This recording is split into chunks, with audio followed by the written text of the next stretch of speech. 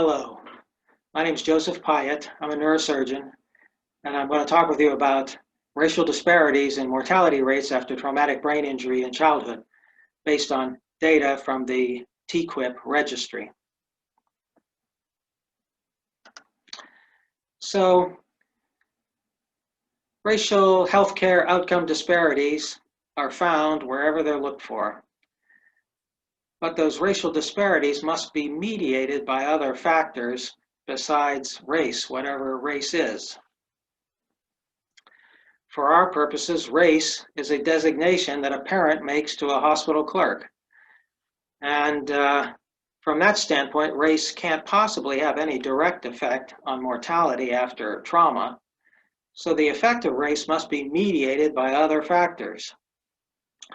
There are factors typically included in a trauma registry, measures of severity of injury, the mechanism of injury, transport times, hospital quality metrics, insurance status, many others. And there are other more speculative mediators that are not usually included in trauma registries. Gene polymorphisms, epigenetic alterations, nutritional deficiencies, toxic environmental exposures, and maybe even discriminatory care. So the motivating thought for this project was that after adjusting for the mediators included in a high-quality trauma registry like TQIP, racial disparities would disappear. Specifically, to frame that idea in a hypothesis that can be tested, I hypothesized that the adjusted mortality rate for Black children might be no worse than the adjusted mortality rate for white children. Data were taken from TQIP, the Trauma Quality Improvement Program of the American College of Surgeons for the years 2014 through 2017. Inclusion criteria were age, birth through 18 years, and a head AIS score of 4, 5, or 6. A propensity score analysis was employed with stabilized inverse probability weighting.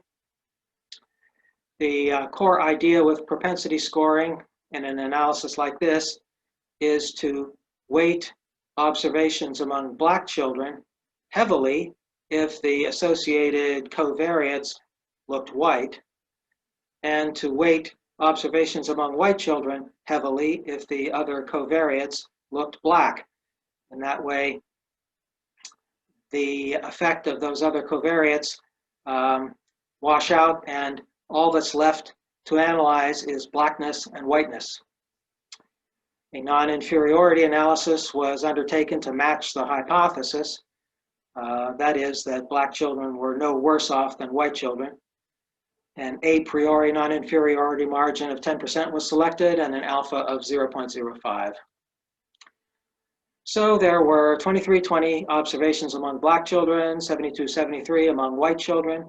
The overall mortality rate was 17.3%. Mortality among Black children was 22.8%, and among white children, 15.6%, a highly significant difference. The propensity score model included 31 covariates that were associated with race at the 0.10 level on a univariate basis. Those covariates were combined in a logistic regression model that calculated odds ratios for Blackness from the odds ratios. Probabilities of Blackness and probabilities of whiteness were calculated, and those probabilities were used for the weighting. The model had good fit to the data and good discriminatory power. The model weighting with the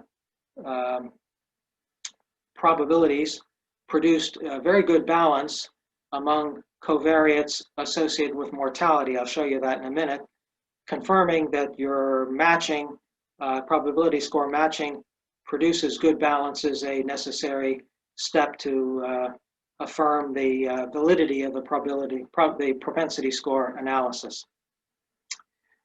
The bottom line is that the weighted relative risk of mortality among Black children compared to white children came in a little under 1, favoring Black children.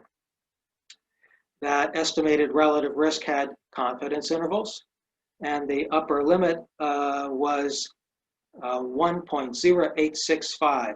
So the upper limit of that confidence interval snuck in below the non-inferiority of margin of 1.10. So the analysis supports the hypothesis that adjusted mortality among Black children is no worse than adjusted mortality among white children. Here are some of those important covariates, predictors of mortality, with their propensity score balance, age group, motor GCS, head AIS, ISS, penetrating injury, violence, abuse, ICP monitoring. I know you can't see those numbers, but if you could, you would agree with me that they are very nicely balanced. So what does this analysis mean? Racial mortality disparities in TQIP after traumatic brain injury in childhood can be fully explained by covariates that are recorded in TQIP. Other hypothetical biological factors can't play much of a role.